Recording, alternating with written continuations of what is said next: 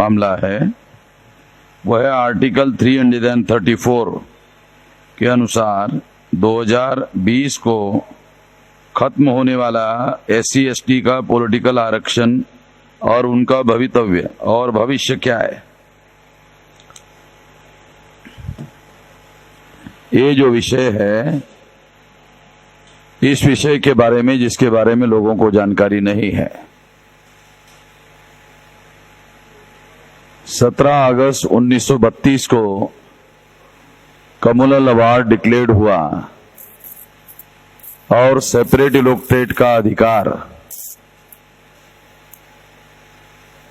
अंग्रेजों के द्वारा बहाल किया गया और बाबा साहब आम्बेडकर का आंदोलन सफल हुआ। 1932 को उस समय बाबा साहब आम्बेडकर की उम्र 41 ईयर थी। ज्योतिराव फुले ये कहते थे कि अंग्रेजों की गुलामी से आजादी हासिल करने के पहले ब्राह्मणों की गुलामी से आजादी हासिल करो। तो बाबा साहब आम्बेडकर ब्राह्मणों की गुलामी से आजादी हासिल करने में 17 अगस्त 1932 को कामयाब हो गए। वो कैसे? 16 अगस्त 1932 तक ब्राह्मण, शेड्यूल कास्ट और शेड्यूल ट्राइब के लोगों का भविष्य निर्धारित करते थे। 17 अगस्त 1932 को शेड्यूल कास्ट, शेड्यूल ट्राइब के लोगों को ये अधिकार बहाल किया गया, खास करके शेड्यूल कास्ट के लोगों को जो अछूत थे, उन लोगों को ये अधिकार बहाल किया गया कि आपके प्रतिनिधि अब ब्राह्मण नहीं चुन सकेंगे। आपके प्रतिनिधियों को चुनने का अधिकार अभी केवल मात्र आपको होगा। इसका अर्थ यह है कि आपका भविष्य निर्धारित करने का अधिकार अब आपके पास होगा, किसी और के पास नहीं होगा। इसका मतलब ये है कि जो ब्राह्मणों की गुलामी थी यहां खत्म हो गई और हमें खासतौर पर अछूत लोगों को अपना भविष्य निर्धारित करने का, फैसला करने का अधिकार मिला। बहुत सारे लोगों को ये जानकारी नहीं है कि 17 अगस्त 1932 को ब्राह्मणों के गुलामी से सारे देश के अछूतों को आजादी मिली। केवल गांधी इस बात को जानते थे, क्योंकि अब भविष्य में जो आजादी मिलेगी भारत को, कब मिलेगी? तब मिलेगी। गांधी को 15 अगस्त 47 को आजादी मिली, मगर अछूतों को, ब्राह्मणों के गुलामी से आजादी 17 अगस्त 1932 को मिली। 8 और 7 15 साल बाद गांधी को आजादी मिली। 15 साल पहले अछूतों को ब्राह्मणों के गुलामी से आजादी मिली।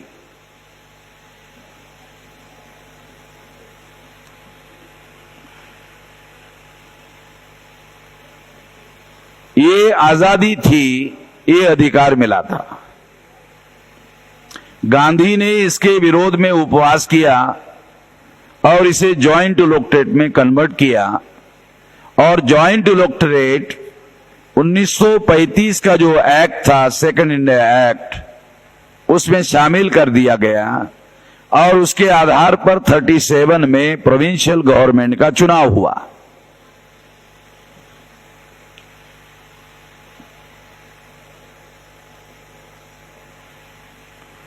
प्रोविंशियल गवर्नमेंट में शेड्यूल कास्ट के लोगों को ज्वाइंट इलेक्टोरेट में रिजर्वेशन, पॉलिटिकल रिजर्वेशन दिया गया। उसमें एक बड़ा परिवर्तन यह किया गया कि अब अछूत अपने भविष्य का खुद फैसला करने का निर्णय नहीं करेंगे। अब अछूत के प्रतिनिधि कौन होंगे, ये निर्धारित करने का अधिकार ब्राह्मणों और सवर्णों को मिलेगा। ये बड़ा बदलाव हो गया। यानी जो पूर्व में गुलामी थोपी गई थी वो गुलामी बरकरार रहेगी, इतना बड़ा मामला था। यही सिस्टम आदिवासियों को 14 अगस्त 47 के बाद आदिवासियों को लागू कर दिया गया। आदिवासियों को पूना पैक्ट लागू नहीं था, पूना पैक्ट बाद में आदिवासियों को लागू हुआ। आदिवासियों के किसी भी नेता को यह पता नहीं है कि यह बाद में क्यों लागू हुआ, क्योंकि जब 5वीं और 6ठी अनुसूची आदिवासियों को दी गई, उसके अनुसार आदिवासी अपने इलाके का राजा हो गया। स्वायत्त शासन गठित करने का आदिवासियों को अधिकार मिला, तो ब्राह्मणों को लगा कि तो आदिवासी अपने इलाके का राजा हो जाएगा, इसलिए पूना पैक्ट उसको लागू कर दिया गया। कि लागू कौन करेगा, उनका इलेक्टेड रिप्रेजेंटेटिव ही लागू करेगा ना। फिर उनका इलेक्टेड रिप्रेजेंटेटिव को अगर ज्वाइंट इलेक्टेड लागू कर दो तो वो एमएलए एमपी गुलाम हो जाएगा। जब वो एमएलए एमपी आदिवासियों का गुलाम हो जाएगा तो 5वीं 6ठी अनुसूची लागू करने वाला आदमी ही नहीं होगा। ऐसे हुआ।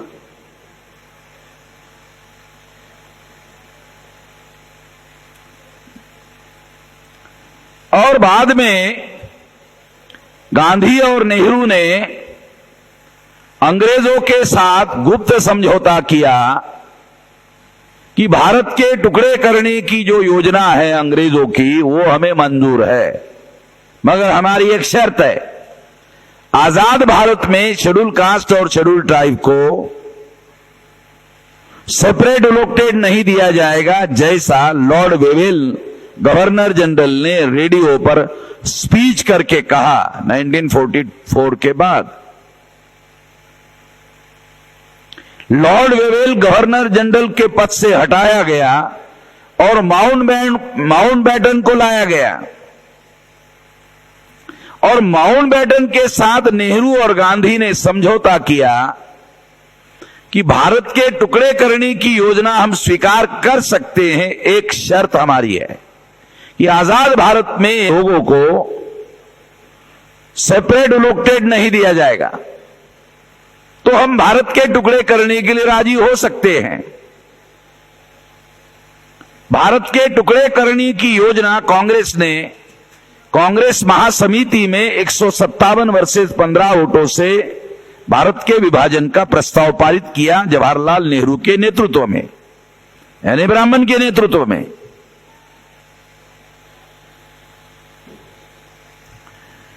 अभी आजकल क्या हो रहा है कि कांग्रेस के ब्राह्मण देशद्रोही थे, मगर आरएसएस और बीजेपी के ब्राह्मण देशभक्त है, ऐसा हमारे सामने प्रोजेक्ट किया जा रहा है, हम लोगों को गधा बनाने के लिए, बेवकूफ बनाने के लिए, ताकि हम लोग फर्क करें कि नहीं, कांग्रेस के ब्राह्मण देशद्रोही थे, आरएसएस और बीजेपी के ब्राह्मण देशभक्त है। जो लोग ऐसा फर्क करते हैं वो लोग उनके जाल में फंस जाते हैं।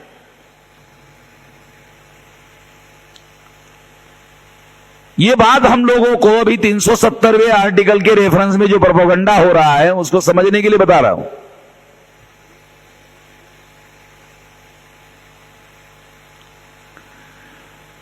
छब्बीस जनवरी 1950 के पहले, संविधान लागू होने के पहले, जब 1935 को सेकेंड इंडिया एक्ट लागू हुआ तो जॉइंट इलेक्टेड लागू हुआ। ये जॉइंट इलेक्टेड पूना पैक्ट के तहत हुआ। पूना पैक्ट में एग्रीमेंट हुआ, एग्रीमेंट में लिखा था कि पूना पैक्ट 10 साल के लिए रहेगा। 37 में पूना पैक्ट लागू हुआ प्रोविंशियल गवर्नमेंट के इलेक्शन में। 37 से 47 तक पूना पैक्ट लागू था।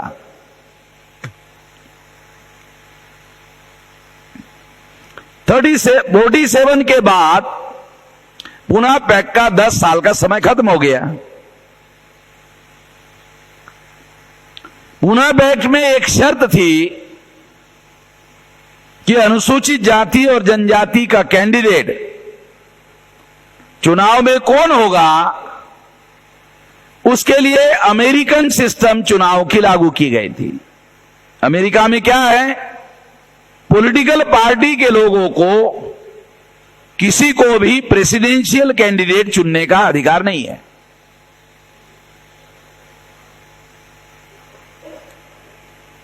प्रेसिडेंशियल कैंडिडेट कौन चुनता है, पार्टी के डेलीगेट, और उनको पार्टी के वोट्स, जो रजिस्टर वोट है, जो उस पार्टी के है, वो लोग उनको वोट देते हैं। मान लो रिपब्लिकन पार्टी के 4 लोग खड़े हैं, डेमोक्रेटिक पार्टी के 4 लोग खड़े हैं, 4 में वरीयता क्रम में सबसे ज्यादा वोट जिस कैंडिडेट को पड़ेंगे वो कैंडिडेट फाइनली प्रेसिडेंशियल कैंडिडेट होगा। यानी अमेरिका में 2 बार चुनाव होता है, एक बार प्राइमरी और सेकंड फाइनल।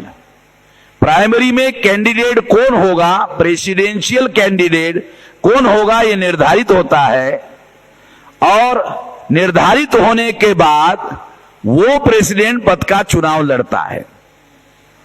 ये जो अमेरिकन सिस्टम है, पूना पैक्ट में बाबा साहब आंबेडकर ने लिखी कि कांग्रेस पार्टी को या बीजेपी को या जनसंघ को शेड्यूल कास्ट और शेड्यूल ट्राइब का कैंडिडेट चुनने का अधिकार नहीं होगा।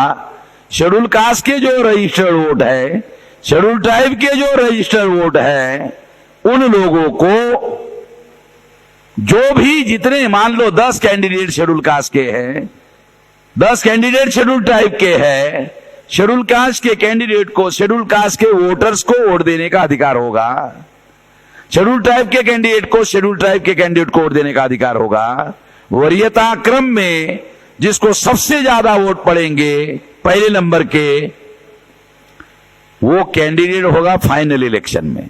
दूसरे नंबर का कैंडिडेट वो फाइनल इलेक्शन में, तीसरे नंबर का कैंडिडेट वो फाइनल इलेक्शन में, चौथे नंबर का कैंडिडेट वो फाइनल इलेक्शन में, 5वां कैंडिडेट से लेकर आखिरा 5वें से आगे जो भी कैंडिडेट होगा वो बाद, वो चुनाव नहीं लड़ पाएगा। यानी मान लो 20 लोग खड़े हैं, 4 लोग फाइनल इलेक्शन के लिए लड़े जाएंगे और फाइनल के लिए चुनाव होगा। 4 में से एक आदमी चुना जाएगा। ये पूना पैक्ट के एग्रीमेंट में लिखित था। आजाद भारत में क्या हुआ, आजाद भारत में ये कंडीशन खत्म कर दी गई। ये खत्म करने के लिए कांग्रेस ने जगजीवन राम का इस्तेमाल किया और जगजीवन राम को शेड्यूल कास्ट का प्रतिनिधि मानकर उसकी सहमति ली, ऐसा बताया। पूना पैक्ट के एग्रीमेंट में और एक एग्रीमेंट है, वो क्या है, अगर आपको पूना पैक्ट के एग्रीमेंट के अनुसार 10 साल पॉलिटिकल रिजर्वेशन और आगे बढ़ाना है तो अनुसूचित जाति और अनुसूचित जनजाति के लोगों का समर्थन लेना अनिवार्य होगा। ये लिखित एग्रीमेंट, पूना पैक्ट का एग्रीमेंट पढ़ लो अभी यहां से जाने के बाद, क्योंकि अब आप लोगों ने पढ़ा नहीं होगा, पढ़ा होगा तो समझ में नहीं आया होगा। अभी मैं बता रहा हूं तो पढ़ लेना। तो ये एग्रीमेंट है। दूसरा एग्रीमेंट है, उसमें एक्सटेंशन करना है तो SC ST की सहमति चाहिए, खत्म करना है तो भी SC ST की सहमति चाहिए। अभी जनवरी 2020 में वो आएगा, अभी खत्म हो रहा है, जनवरी 20 को वो आएगा, बिल आएगा तो हमारी सहमति की जरूरत होगी। मान लो पहले जरूरत होगी तो कांग्रेस के लोगों ने क्या किया, जो कांग्रेस के सदस्य एससी एसटी के हैं, जॉइंट इलेक्टेड में चुनकर आए हैं, वो तो कांग्रेस पार्टी के सदस्य हैं, वो एससी एसटी के थोड़ी है, वो तो कांग्रेस पार्टी के है। ये समझो, लीगल पॉइंट बता रहा हूं। बाबा साहब अंबेडकर ने जो उनके पास ज्ञान है, अनुभव है, उसके आधार पर ड्राफ्ट तैयार किया, वो तो कांग्रेस पार्टी के हैं। तो कांग्रेस पार्टी की सहमति नहीं कहा, एससी एसटी के लोगों की सहमति। जो कांग्रेस का सदस्य है वो एससी एसटी का कैसे है? वो एससी एसटी का नहीं तो कांग्रेस का है। उसमें भाई एससी एसटी की सहमति जरूरी है, और वो तो ज्वाइंट है, उसका कैंडिडेट है। हमारा एससी एसटी का थोड़ी है, वो तो ज्वाइंट है। वो एससी, आधा एससी है, आधा ब्राह्मण का है। जो एससी का है, एससी तो वामन मेश्राम है, क्योंकि वो आधा ब्राह्मण का और आधा एससी का नहीं है। लीगल बता रहा हूं, लीगल आपको बात समझ में आ जाए इसलिए। एग्रीमेंट में लीगल टर्म्स है कि एससी के एसटी के समर्थन की जरूरत है, तब इसको आप एक्सटेंशन कर सकते हैं। दूसरा, इसको स्क्रैप करना है, रद्द करना है, तो मेरी सहमति की जरूरत, हमारे एससी एसटी की सहमति की जरूरत है। तो काशीराम जी के समय में सबसे बड़ा शेड्यूल कास्ट का लीडर कौन? तो कोई कांग्रेस का अंदर का आदमी नहीं बोल सकता था कि मैं हूं काशीराम जी के मुकाबले में। तो काशीराम जी की सहमति लेनी होती, और आज फिर वामन मेश्राम का मुकाबला करने के लिए कोई है नहीं।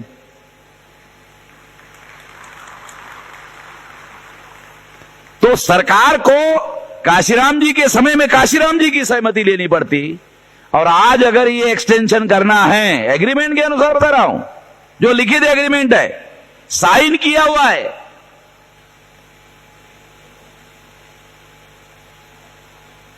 और ये एग्रीमेंट, और एक खास बात, इस एग्रीमेंट को ब्रिटिश पार्लियामेंट का अप्रूवल है, यानी थर्ड पार्टी है ये। गांधी और बाबा साहब अंबेडकर, दो नेशन, एक गांधी का नेशन, एक अंबेडकर का नेशन, दो नेशन का एग्रीमेंट है, दो पार्टी है ना। और अंग्रेजों ने उसको अप्रूवल दिया। उसके बाद 1935 के सेकंड इंडिया एक्ट के एक्ट में उसको डाला गया। ये एक्ट तो अंग्रेजों ने बनाया, तो इसका मतलब ब्रिटिश अप्रूवल है।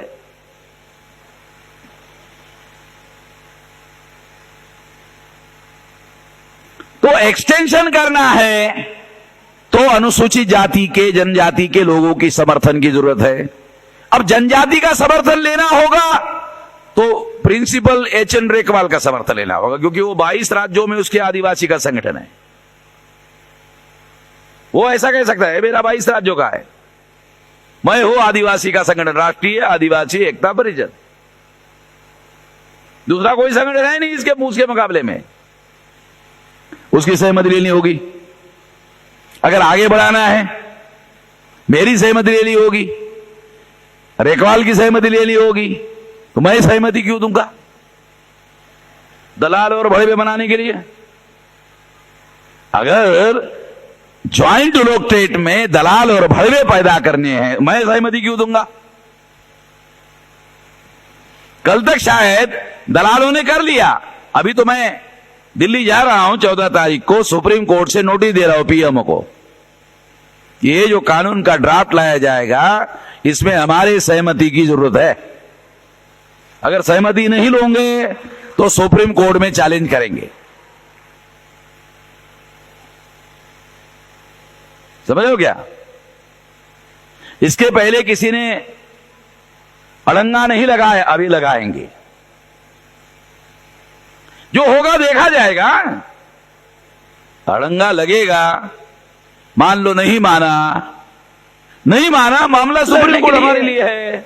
एक सुप्रीम कोर्ट है, लड़ ही रहे, मैदान तो ईवीएम के बारे में हम लड़ रहे। इसकी वजह से तो सारे देश के लोगों को ईवीएम का खेल मालूम हो रहा है। और किसी सवाल का चुनाव आयोग को सुप्रीम कोर्ट में जवाब नहीं बन रहा है, इसलिए तो मैं चुनाव आयोग को चोरों का सरदार कह रहा हूं। वो सिंपल एफआईआर भी नहीं कर पा रहा मेरे विरोध में, तो मेरा मॉरल ग्राउंड तो ज्यादा है ना। फिर चुनाव आयोग के विरोध में मेरा मॉरल ग्राउंड ज्यादा बड़ा है। तो इसलिए अभी ये नोटिस देंगे, और नोटिस देने के बाद फिर क्या होता देखेंगे। मैं अभी 14 तारीख को इसीलिए जा रहा हूं। सुप्रीम कोर्ट के लॉयर से हम नोटिस दे रहे हैं पीएमओ को। पीएमओ का मतलब है prime minister's office, PMO prime minister office को, क्योंकि वो ड्राफ्ट तैयार करता है। अभी वो ड्राफ्ट तैयार कर रहा होगा। हमारे पास डॉक्यूमेंट्री एविडेंस है, ये पूना पैक्ट का एग्रीमेंट है, लिखित है, काल्पनिक नहीं है।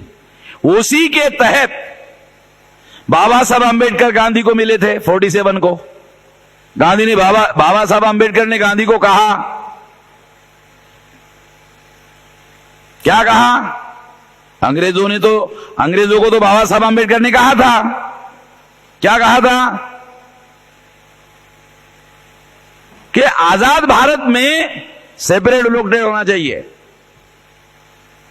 तो अंग्रेजों ने उनको आश्वस्त किया था कि जब हम भारत छोड़कर जाएंगे, हिंदू, मुसलमान और एससी एसटी के लोगों को सेपरेट अधिकार कॉन्स्टिट्यूशन के अधीन बहाल किए जाएंगे, तब जाएंगे। लिखित होगा, लिखित करके जाएंगे। और ये बात 1945 को गवर्नर जनरल लॉर्ड वेवेल ने रेडियो पर स्पीच करके कहा। ये बात बाबा साहब अंबेडकर ने what Gandhi and Congress have done to untouchable नाम की किताब में लिखा, लिखित है। एक तो लोग पढ़ते नहीं है, और पढ़ते हैं तो समझ में नहीं आता, क्योंकि भक्त लोग भक्ति करते रहते हैं, उनको समझ में कहां से आएगा। भक्ति करने वाले लोगों को ज्यादा समझ में नहीं आता, वो तो मत्था टेकते रहते हैं बस। इसके अलावा उनको जिंदाबाद चाहिए। पर जिंदाबाद वालों को नरेंद्र मोदी क्या करता है? बोलता यहां स्मारक किया, वहां स्मारक किया, बॉम्बे में हमने कुदल मारा, ये मारा। तो भक्त सब, अरे मोदी क्या काम कर रहा भाई? बाबा साहब का यहां स्मारक, यहां स्मारक, यहां स्मारक हो गया। भक्त लोगों तो स्मारक चाहिए। बाबा साहब अंबेडकर ने जो लड़ाई, जिन लोगों के लिए लड़ाई लड़ी, उसके लिए तो मोदी विरोध में काम कर रहा है और बाबा साहब के स्मारक बना रहा है। काम विरोध में कर रहा है, स्मारक बाबा साहब के बना रहा है। तो हमारे भक्तों को तो समझ में आता नहीं है सारी बातें।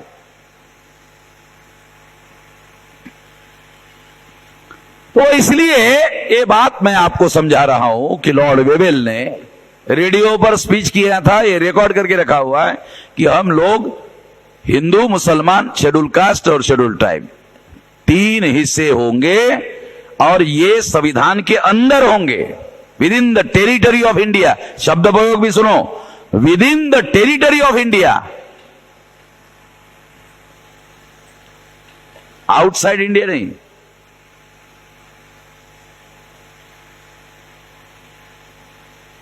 तो गांधी ने शैतानी की, शैतानी के तहत भारत के टुकड़े करवा दिया। टुकड़े करवाने का लिए सौदेबाजी किया। एससी एसटी के लोगों को आजाद भारत में सेपरेट लोकटेट नहीं मिलेगा, इसकी व्यवस्था की। उसके बाद बाबा साहब अंबेडकर गांधी को मिले और गांधी को कहा कि शेड्यूल कास्ट और शेड्यूल ट्राइब का जो कैंडिडेट चुनाव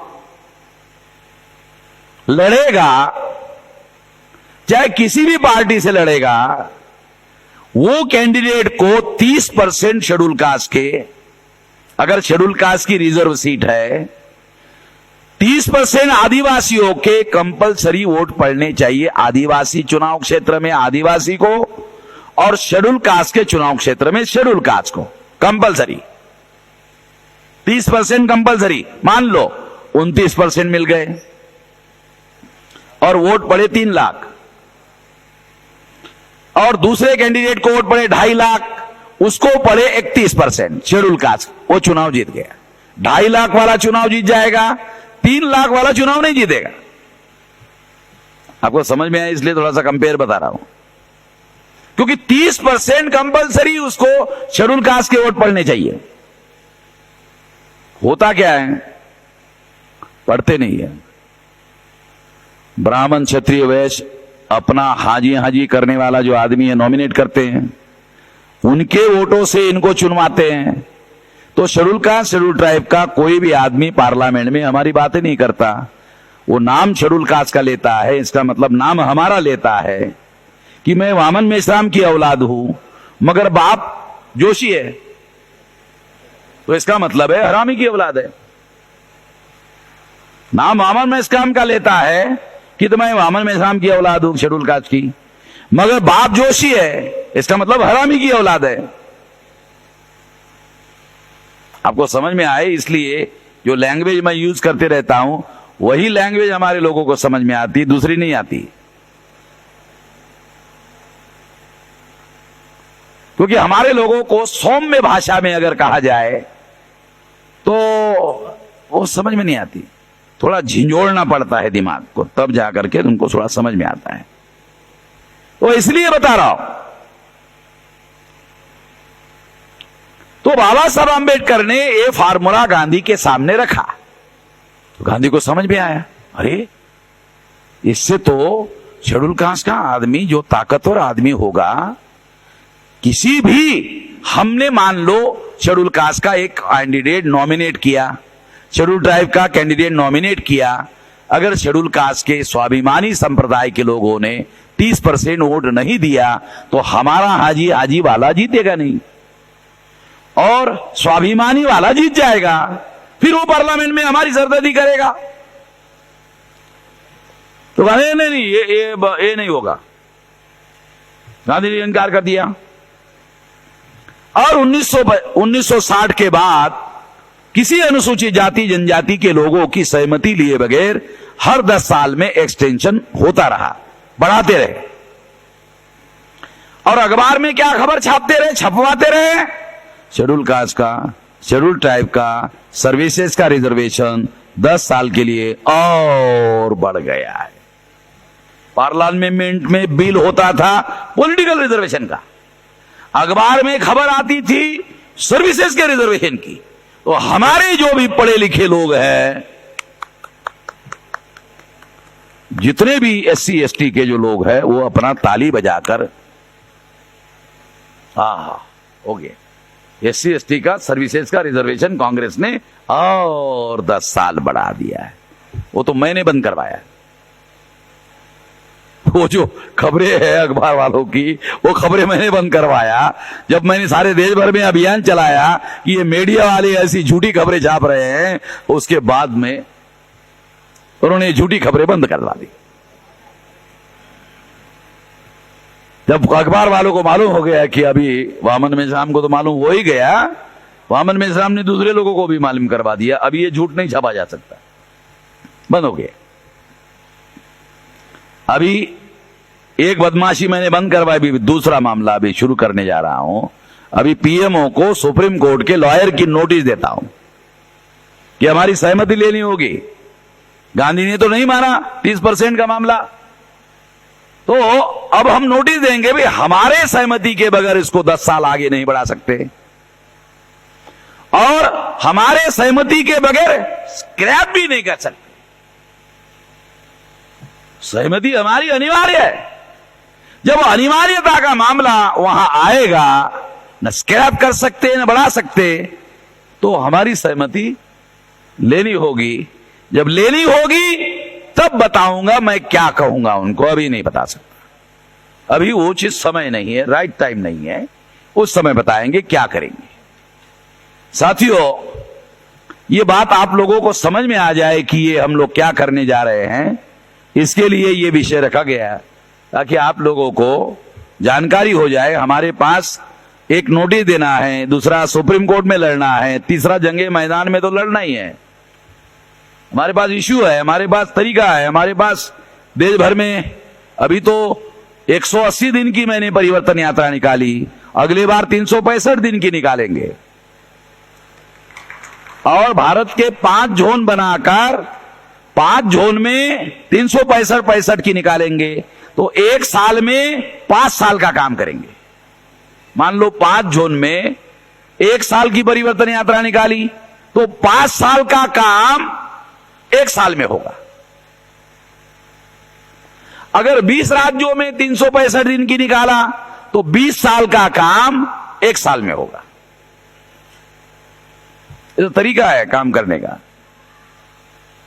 अब हमारे पास कोई काम धंधा तो है नहीं, एक च काम धंधा है। तुम देश चला रहे हो, चलाओ, जैसा चलाना चाहते चलाओ। हमारे पास तो तुम्हारे विरोध में जनमत जागृत करना और जनमत को संगठित करना, यही काम धंधा है, कोई काम धंधा तो है नहीं। क्योंकि हमारे लिए तुम जितना विरोध में काम करोगे उतनी अनुकूल हालात, तो हमारे लिए तो अनुकूल हालात है। नरेंद्र मोदी हमारे लोगों के पिछवाड़े पे जितने लात मारेगा उतना अच्छा, क्योंकि अनुकूल माहौल बनेगा। और इसके लिए मैं एडवांस में नरेंद्र मोदी को धन्यवाद भी देता हूं कि तुम लात मारो। एक क्यों मार रहे साले, 10 मारो। जो हमारे SC ST OBC के लोग हमारी नहीं सुन रहे, तुम लात मारोगे तो मेरे बाद डायरेक्ट आएगा। जैसे बॉल होता है ना, फुटबॉल, इधर से किक मारा जाता है तो उधर जाता है, उधर से किक मारेगा तो वामन मेश्राम के पास। और आ रहे हैं कि मेश्राम साहब अभी परिवर्तन यात्रा में मैं अनुभव बता रहा, अभी आप ही लड़ रहे और कोई लड़ नहीं रहा है। हम लोग इधर जा रहे थे, उधर अभी छोड़ दिया, अभी आपके पास आ रहे। तो मैंने कहा बहुत अच्छा है मोदी जी, धन्यवाद। आप जो पिछवाड़े में लात मार रहे हो इसकी वजह से लोग मेरे साथ ज्यादा आ रहे हैं, मारो और मारो। तो आने वाली जो परिस्थितियां है वो हमारे लिए, समाज के लिए प्रतिकूल है, आंदोलन के लिए अनुकूल है। इसका फायदा लेंगे, बात को आगे बढ़ाएंगे। इतना ही मैं कहना चाहता हूं, ज्यादा कहना नहीं चाहता हूं। एक बड़ा मामला है आने वाले समय में, रणनीति का मामला है, इसको लड़ेंगे। धन्यवाद। समाज की महत्वपूर्ण घटनाओं की जानकारी के लिए MN TV को सब्सक्राइब करें और साथ ही साथ बेल आइकन को दबाएं ताकि आपको हर महत्वपूर्ण जानकारी मिलती